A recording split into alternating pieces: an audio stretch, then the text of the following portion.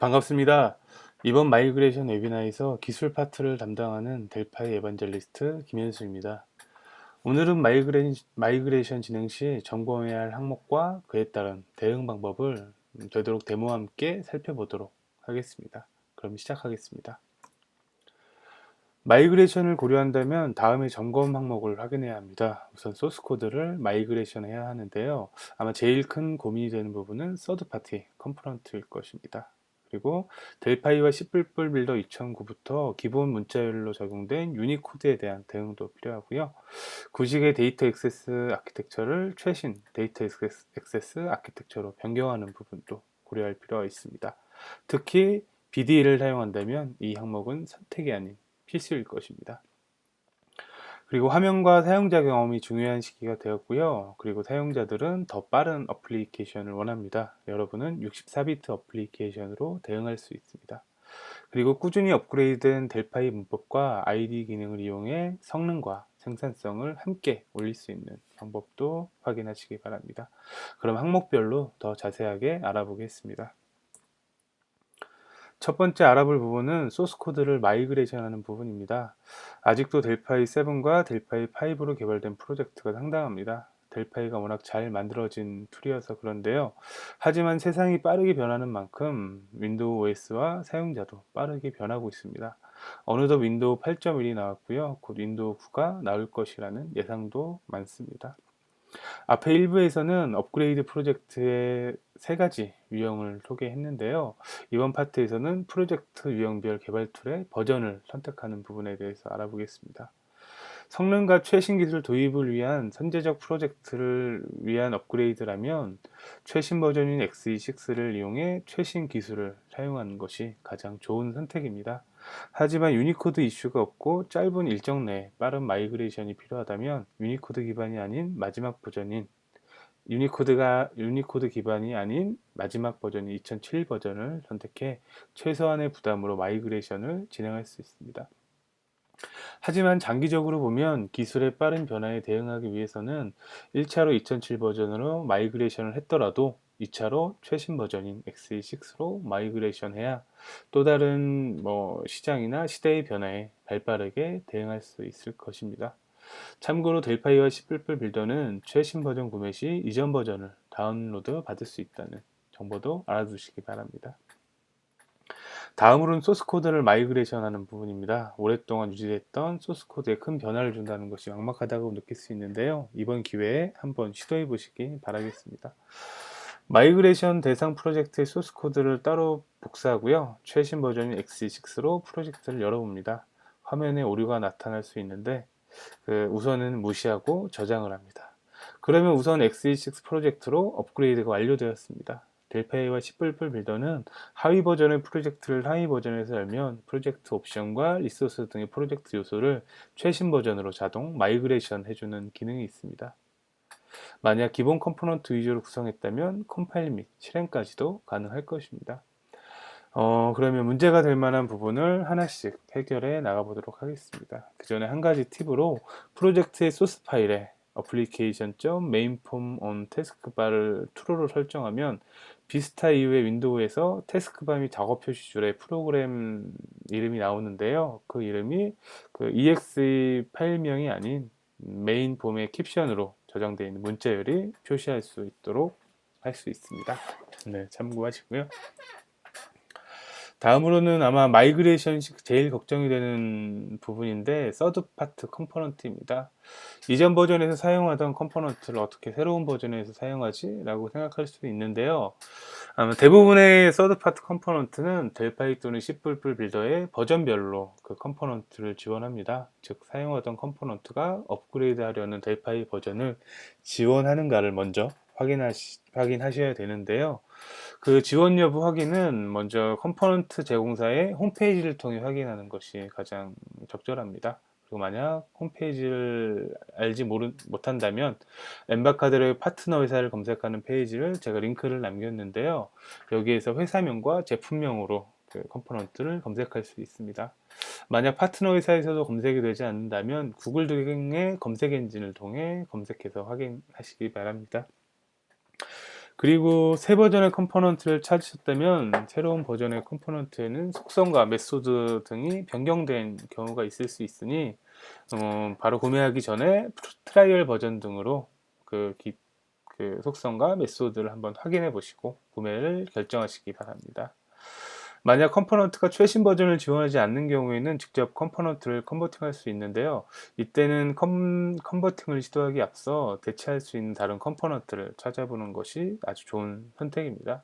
비슷한 기능을 제공하는 컴포넌트를 찾아보시고 이전 버전의 컴포넌트를 마이그레이션 하는 것과 새로운 컴포넌트를 사용하는 것 중 빠르고 안전한 방법을 선택하시기 바랍니다. 그리고 컴포넌트 컨버팅을 결정하셨다면 컴포넌트의 소스 코드가 필요한데요.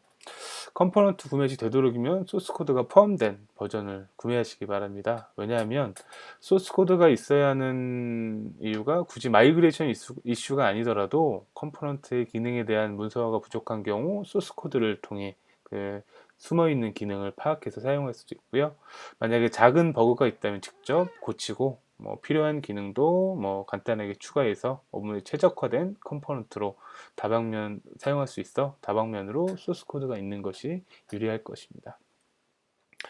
마지막으로는 무조건 현재 사용 중인 버전의 컴포넌트 소스 코드로 마이그레이션 하는 것보다는 유니코드가 지원되는 2009 버전 이상을 제공한다면 그 최신 버전의 컴포넌트를 대상으로 마이그레이션 하는 것이 마이그레이션 하기에 훨씬 수월할 것입니다. 다음으로는 컴포넌트를 컨버팅하는 절차를 간단하게 안내합니다. 컴포넌트 소스 코드를 열면 문제가 되는 부분이 빨간 밑줄로 표시가 되는데요. 참 보기 좋지 않은 줄입니다. 먼저 유저들의 유닛명을 정리하는 것이 한 번에 많은 오류를 잡을 수 있습니다. VCL에서는 꾸준한 업그레이드가 되면서 함수와 클래스들이 정리가 되었는데요. 이 과정에서 일부 항목들은 함수나 클래스들이 유닛 간의 이동이 있었습니다. 그래서 유닛을 정리할 필요가 있습니다. 만약 오류가 나는 함수나 클래스의 유닛명을 모른다면 함수를 선택한 후에 F1 키를 통해 그 헬프 파일을 열 수가 있고요. 그 헬프를 통해서 유닛명을 확인하시기 바랍니다. 그리고 델파인이 XE2 버전에서 네임스페이스가 도입되었는데요. 기존에 사용하던 윈도우즈 유닛 앞에 Win API라는 네임스페이스가 붙었습니다. 하지만 굳이 네임스페이스 규칙을 따르지 않아도 됩니다. 하위원성을 위해 기존과 같이 윈도우즈만 입력해도 컴파일 할 때는 전혀 문제가 되지 않기 때문입니다.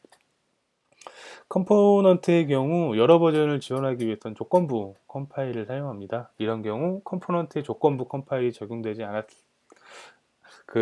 최신 버전은 조건부 컴파일이 적용되지 않았을 텐데요. 이 부분은 직접 추가를 해야 합니다. 조건부 컴파일 목록은 제가 링크를 통해 정리를 해놨고요. 글의 하단에 댓글을 통해서 조건부 컴파일의 예제도 올려놨습니다. 예제와 컴포넌트 소스 코드를 참고하시면 쉽게 적용이 가능할 것이고요. 컴포넌트가 2009 미만일 경우에는 유니코드에 대한 대응이 필요한데요. 이 부분은 다음 장에서 한번 같이 살펴보겠습니다. 유니코드는 컴포넌트 컨버팅 할 때뿐만 아니라 여러분의 소스 코드를 컨버전 할 때도 필요합니다. 유니코드는 전 세계 모든 문자를 컴퓨터에서 일관되게 표현하고 다룰 수 있도록 설계된 산업 표준인데요. 델파이에서는 2009 버전부터 기본 문자열이 유니코드로 사용되고 있습니다. 여러분의 프로젝트가 XE6에서 열게 되면은 여러분의 프로젝트를 XE6에서 열게 되면은 유니코드를 사용하게 되는 것이고요. 사실 일반적인 로직에서는 ANSI로 되어 있는 코드나 유니코드로 되어 있는 코드가 별 차이가 없습니다. 하지만 문자열의 길이와 문자열을 메모리로 사용하는 등의 점검 항목 등은 체크해 보셔야 합니다. 전체적으로 유니코드 스트링을 ANSI 스트링으로 데이터 타입 변환할 때 손실이 있을 수 있으니까 조심하셔야 되고요. 그리고 그 이유는 그 ASCII의 1바이트가 유니코드에서 2바이트를 사용하게 되는데 대상은 스트링과 캐릭터 그리고 피캐릭터 이렇게 세 가지가 대상입니다. 특히 문자열 계산 랭스 등의 함수들이 다양한데요. 랭스의 경우는 한 글자가 유니코드에서는 1로 그리고 ANSI에서는 2로 리턴이 되게 됩니다. 이 부분은 이후 제가 예제에서 한번 살펴보도록 할 것이고요. 그리고 점검해야 될 부분은 스트링을 메모리로 변환하는 경우 바이트의 크기를 유의해야 합니다. 스트림과 캐릭터 포인트 사용 시에 유의를 해야 되고요. 그리고 문자열을 저장하고 파일로 저장하고 불러올 때 save to 파일, load from 파일 등에서도 그 유니코드 처리를 주의해야 하고요. 그리고 DLL 사용 시에도 그 타입을 기존에는 P 캐릭터로 되어 있던 부분을 P 안시 캐릭터나 P 와이드 캐릭터로 명시적으로 선언을 할 필요가 있습니다. 그러면은 그 예제를 통해 주의할 점을 함께 살펴보도록 하겠습니다.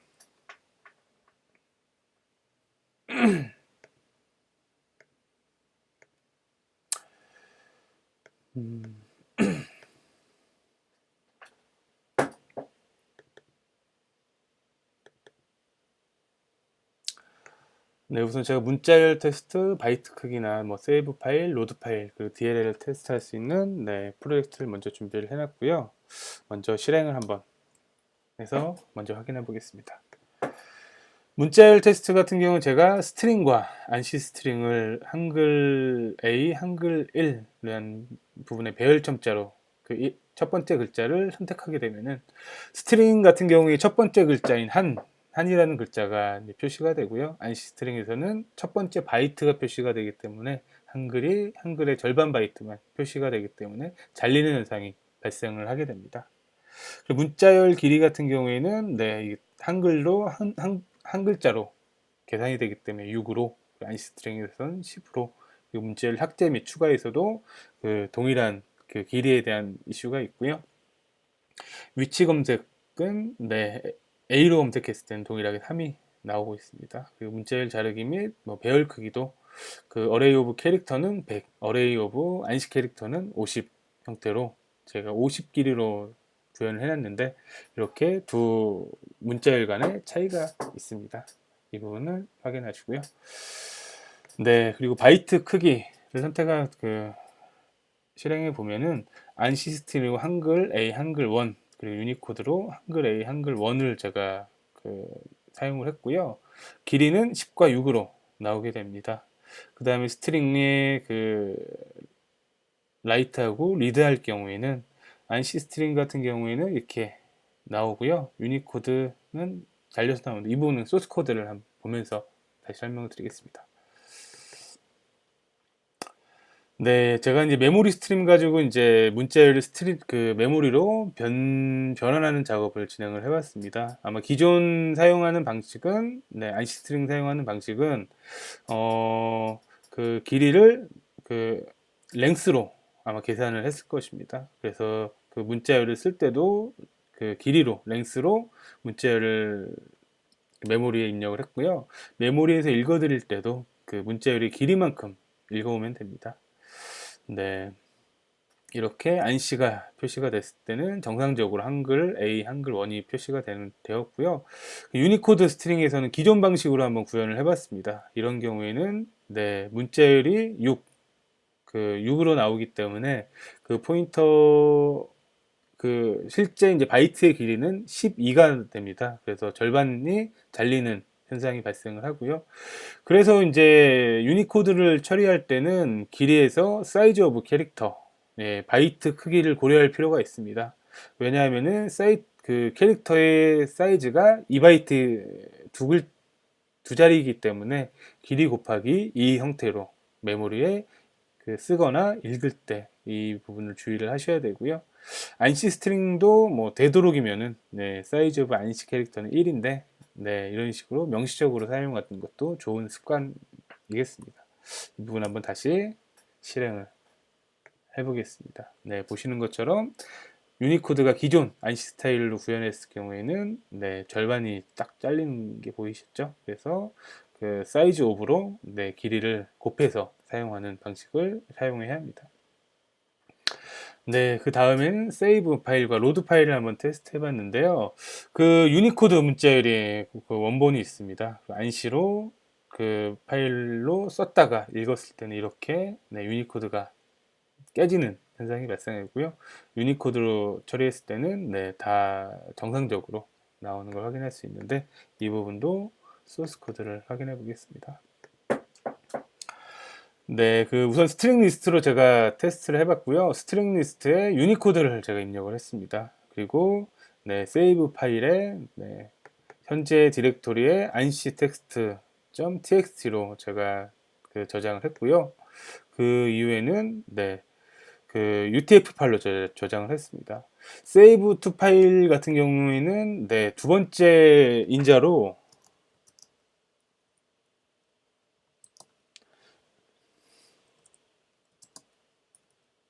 네, 두 번째 인자로 인코딩 방식을 선언을 할 수가 있습니다. 그래서 기본적으로 인코딩 방식을 선언하지 않을 경우에는 안시 포맷으로 그 문자열이 저장이 되기 때문에 다시 읽어올 경우에는 네, 깨지는 현상을 확인할 수가 있고요. 이럴 경우에는 쓸 때와 읽을 때 모두 되도록이면 UTF-8 포맷으로 네, 그 유니코드를 저장했다가 읽어야지 네, 정상적으로 유니코드 처리가 가능합니다. 그러면은 저장되어 있는 내용을 한번 보겠습니다.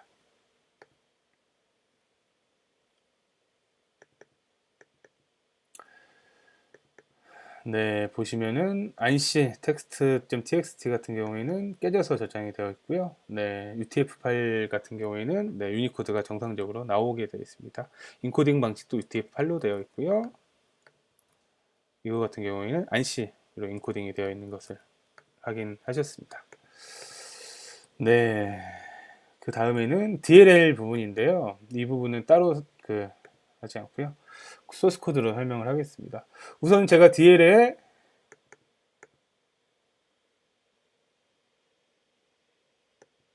네, 두 가지의 이제 함수를 선언을 해놨습니다. 첫 번째는 네, ansi 캐릭터, 두 번째는 wide 캐릭터. 이게 두 가지로 하고 포인터 와이드 캐릭터 같은 경우는 뒤에 W라는 표시를 해놨고요.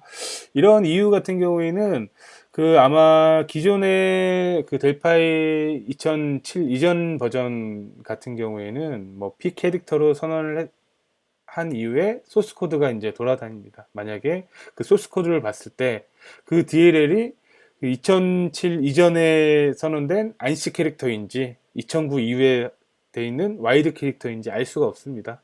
그래서 되도록이면은 캐릭터 포인터를 선언할 때도 안시 캐릭터인지 와이드 캐릭터인지 명시적으로 선언을 해야만 그걸 사용하는 개발자나 아니면은 그 유지보수하는 그 사람도 그 명확하게 호출하고 사용할 수 있기 때문에 그 명시적으로 안시 캐릭터나 와이드 캐릭터로 선언을 하시길 바라겠습니다.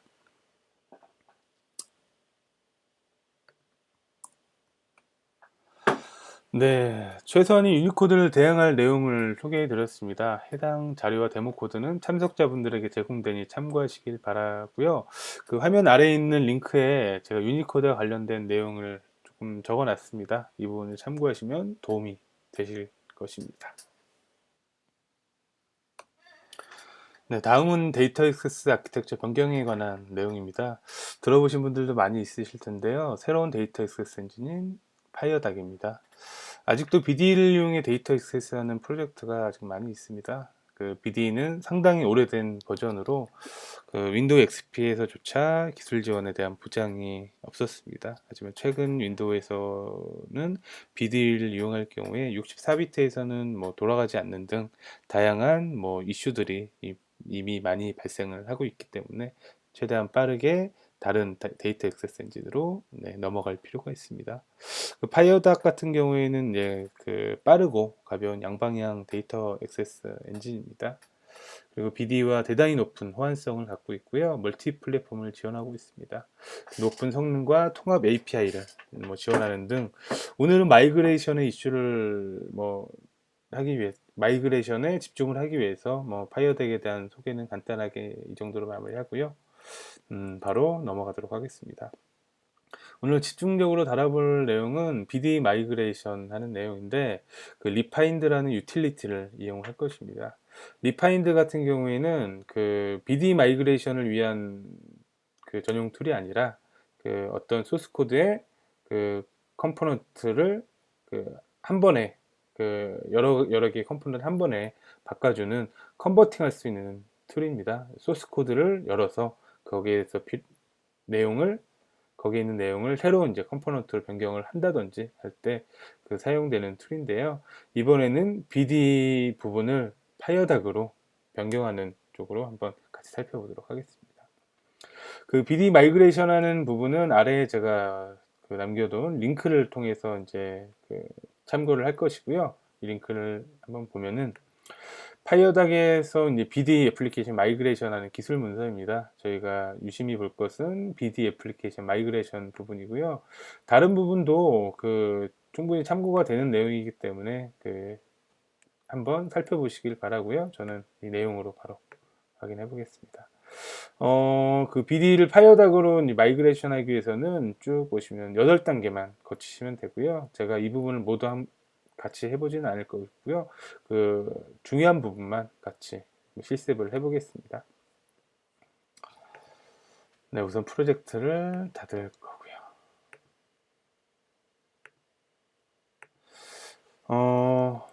먼저 네, 그 샘플 코드는 네, 그 기본 샘플 코드에 오브젝트 파스칼, 데이터베이스, 파이어닥 툴 이 경로에 있습니다. 이 부분은 그 아까 있는 도쿠 위키에 나와 있기 때문에 그 부분을 참고하시길 바라고요. 저는 소스 코드를 옮겨놨습니다. FD라고 한번 네, 복사를 해서 바꿀 거고요. 그리고 2단계가 이제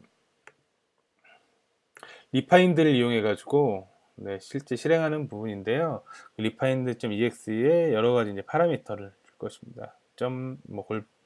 패스 파일과 dfm 파일을 이 파일을 참조해서 컨버팅을 하여라라는 내용이고요. 이 이제 컨버팅 파일을 한번 보시면은 유지절에서 네, 이러한 부분을 없애겠다. 그리고 이런 항목들은 사용하지 않겠다고 없애겠다라는 내용이고요. 그리고 이제 마이그레이트 부분은 이러한 컴포넌트는 네, 이러한 컴포넌트로 변환을 하겠다. 그리고 네, 이 유지절을 사용하겠다라고 유지에 추가를 하여라는 내용입니다. 대표적인 것을 보면은 데이터베이스 네임은 커넥션 네임으로 이제 변경이 되어 있기 때문에 이런 식으로 네, 쭉 구성을 해 놓으면은 한 번에 그 일일이 손으로 변경을 하는 것이 아니라 한 번에 대단히 많은 컴포넌트를 네, 컨버팅 할 수 있는 아주 좋은 툴입니다. 이뿐만이 아니라 여러분들이 자주 사용하는 그런 컴포넌트를 변경할 필요가 있으실 경우에는 네, 리파인드 툴을 한번 활용하시면 아주 빠르게 네, 마이그레이션이 가능하겠습니다. 그러면 한번 실행을 할 건데요. 실행은 커맨드 라인, 커맨드 툴을 이용할 거고요. 이 경로로 이동을 해서 네, 미리 네, 작성해 놓은 배치 파일을 돌리겠습니다. 커맨드 툴에서 바로 이제 입력을 하셔도 되고요. 쭉 이제 패스 파일과 dfm 파일이 목록이 나오는데 수정된 내용은 이렇게 나오게 됩니다. 그러면 어떻게 수정이 되어 있는지 한번 비교해 보겠습니다. 네, 수정된 데이터 모드 같은 경우에는 이쪽에 복사를 할 거고요. 이전 툴 같은 경우에는 네, 이쪽에 복사를 해보겠습니다. 그래서 비교를 한번 해보겠습니다. 참고로 이 툴은 이제 델파이 개발자이신 김성동 님이 아크로에디트 개발자시죠. 만드신 툴이고 아주 훌륭한 툴입니다. 네, 기존의 BD 컴포넌트인 T 데이터베이스가 FD 커넥션으로 네, 변경이 되어 있고요. 테이블도 FD 테이블 등으로 쭉 변경된 부분을 보실 수 있습니다. 아마 이걸 손으로 수작업을 했다면 상당히 많은 시간과 노력이 들었을 것입니다. 네, 이렇게 이제 두 번째 단계를 진행을 했고요.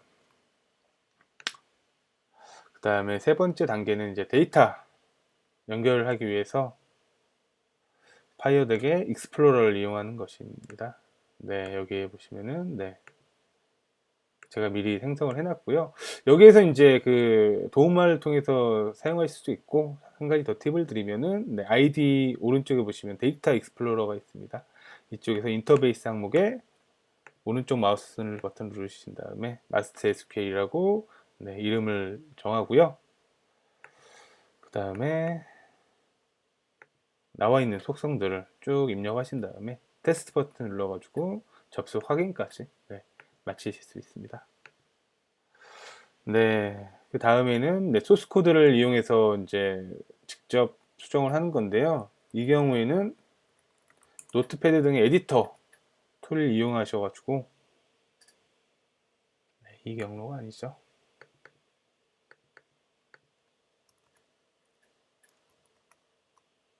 마스터앱의 DPR 파일 한 가지만 해보겠습니다. fmx 파이어 닥점 네, 이런 식으로 네, 직접 입력을 하신 다음에 저장을 하시면 되고요.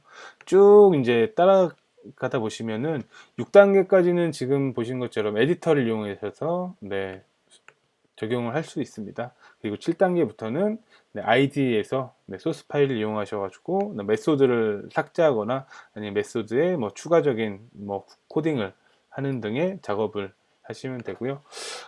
참고로 이제 제가 이제 구글 번역 URL을 알려드렸는데 소스 코드를 복사하실 때는 번역되어 있는 소스 코드를 복사하면은 그간에 이제 공간이 스페이스가 들어가기 때문에 되도록이면은 영문 문서에 번역되지 않은 버전 가지고 소스 코드를 복사해서 사용하시길 바라겠습니다. 아마 이제 어렵지 않게 이제 따라갈 수 있을 것이라고 생각합니다. 네, 그 다음으로는 이제 현대식 UI, UX에 관한 부분입니다. 이제 아무래도 요즘 사용자들이 이제 다양한 스마트폰을 이용함으로써 그 눈높이가 상당히 높아졌습니다. 그래서 그런 눈높이를 맞출 수 있는 항목이 그 XE6를 사용하시면 VCL 스타일을 이용하실 수 있습니다. 그 기존의 그 UI를 VCL 스타일을 적용함으로써 애플리케이션 모든 것에 오른쪽에 화면에 보이는 것처럼 아주 유려한 UI로 일괄적으로 바꿀 수가 있고요. 이 부분은 컨트롤, 포맷, 타이틀, 테두리, 매뉴얼, 시스템 메뉴까지 일관성 있는 외관을 변경을 합니다. 런타임 시에도 스타일을 변경해서 스킨 기능을 쉽게 구현할 수가 있고요.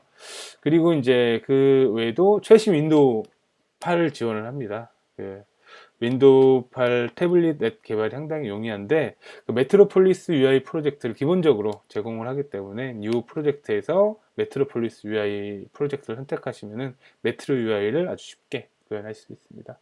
그리고 멀티터치와 터치 키보드를 기본적으로 제공을 하고요. 윈도우 A 스타일도 VCL과 파이어모키에서도 네, 스타일로 제공을 하고 있고요. 그 태스크바 미리 보기라고 그 태스크바의 아이콘에 마우스를 올리면 미리 보기 영역과 그리고 버튼들을 제어할 수가 있고요. 그리고 그 진행률도 함께 푸시할 수 있는 태스크바 미리 보기 컴포넌트가 XE6부터 기본적으로 제공됩니다. 그리고 센서 컴포넌트도 네, 최근 태블릿에서 많이 있는 센서가 추가가 되어 있는데 센서를 VCL에서 직접 다룰 수 있는 컴포넌트가 XE6부터 제공되기 때문에 최신 UI와 VCL 스타일을 적용해서 현대식 UI와 UX를 구성할 수 있고요. 네, 그 다음에는 윈도우 64비트 관련된 부분입니다. 델파이에서는 윈도우 64비트를 지원하는데 그 오른쪽에 보시는 것처럼 네, 타겟 플랫폼에 64비트를 추가를 할 수가 있습니다. 추가를 하게 되면은 동일한 소스 코드로 32비트, 64비트가 동작이 가능하고요. 구현이 가능하고요. 그리고 동일한 VCL 라이브러리를 프레임워크를 사용해서 개발이 됩니다. 그리고 동일한 런타임 라이브러리를 이용할 수도 있고요. 동일한 윈도우 API도 사용할 수 있기 때문에 한 번의 소스 코드로 두 개의 이제 32비트와 64비트 어플리케이션을 동시에 개발할 수 있는 큰 장점이 있습니다. 대신 주의할 점이 몇 가지 있는데요. 그 32비트로 컴파일된 라이브러리는 64비트에서 사용할 수 없습니다. 그렇기 때문에 외부 라이브러리가 64비트를 지원하는지를 먼저 확인할 필요가 있습니다. 그리고 64비트에서는 데이터 패킹지 8바이트 단위로 하는 것이 좋습니다. 예를 들면 8, 16, 24, 24, 32 등 8바이트 단위로 메모리 사용을 하는 게 좋고요. 32비트에서는 4바이트를 권장을 했는데 64바이트에서는 그의 2배인 8바이트 단위로 네, 메모리를 사용하시길 권장합니다. 그리고 포인터와 핸들에서 인티저나 디워드로 캐스팅하지는 말 것을 네, 말도록 주의를 해야 됩니다. 왜냐하면 인티저로 이제 샌드 메시지 할 때 네, 파라미터를 뭐 캐스팅한 경우가 많이 있는데 64비트에서는 인티저 같은 경우에는 4바이트지만 뭐 핸들이나 포인터 같은 경우 8바이트를 사용하기 때문에 이게 뭐 데이터가 유실이 될 수가 있습니다. 엉뚱한 결과가 나올 수 있기 때문에 인티저 같은 경우에는 파람 같은 경우에는 L파람으로 이제 지정을 하는 게 좋고요. 그리고 메시지점 리절트는 인티저로 이제 핸들을 포인터를 넘겼던 부분을 L 리절트로 네, 사용하시는 것을 권장합니다. 그리고 64비트 API를 사용하시는 게 좋은데 기존에는 센 윈도우 롱인 부분을 셀 윈도우 롱 PTR로 변경을 하시고 네, 인자도 롱 INT 부분을 롱 언더바 PTR로 네, 사용하시길 권장하고요. 이러한 이제 주의할 점은 제가 아래에 있는 링크를 하나 준비해 놨는데 64비트로 이제 컨버팅 할 때 주의할 점과 참고할 점들이 아주 자세하게 나와 있으니 이 부분을 참고하시면은 지금 간단하게 설명드렸던 것 이상의 그런 정보들을 얻으실 수 있습니다. 그리고 이제 그 새로운 기능들에 대한 부분입니다. 이 부분은 뭐 1부에서도 네, 박범용 대표가 간단하게 소개를 해드렸는데 이 부분들은 볼 수 있는 문서들이 있고요. 그리고 제가 이제 조금 뭐 추가할 부분은 제가 이전 세미나에서 그 새로운 언어에 대한 예제를 구상한 게 있습니다. 모던 피처 랭귀지에서 제너릭이라든지 익명 메소드 헬퍼, 뭐 클래스 헬퍼 등 타입 헬퍼 같은 기능들을 네, 그 예제로 구성해 놓은 부분이 있는데 오늘 참석하신 분들에게 해당 예제를 드릴 테니까 한번 그 소스 코드를 보시고 이런 식으로 사용하는지에 대한 이해를 하시면 좋을 것 같습니다. 네, 마이그레이션 시의 점검 항목을 함께 알아봤습니다. 여러분들도 오늘 배운 내용을 한번 시도해보면 아주 좋을 것 같고요.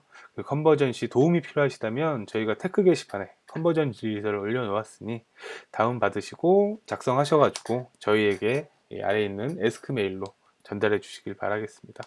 저희가 검토 후에 의견을 드리고 혹시 개별 방문 컨설팅이 필요하신다면은 저희가 주변의 컨설팅 회사 등의 전문가를 이제 연결을 해드릴 수 있습니다.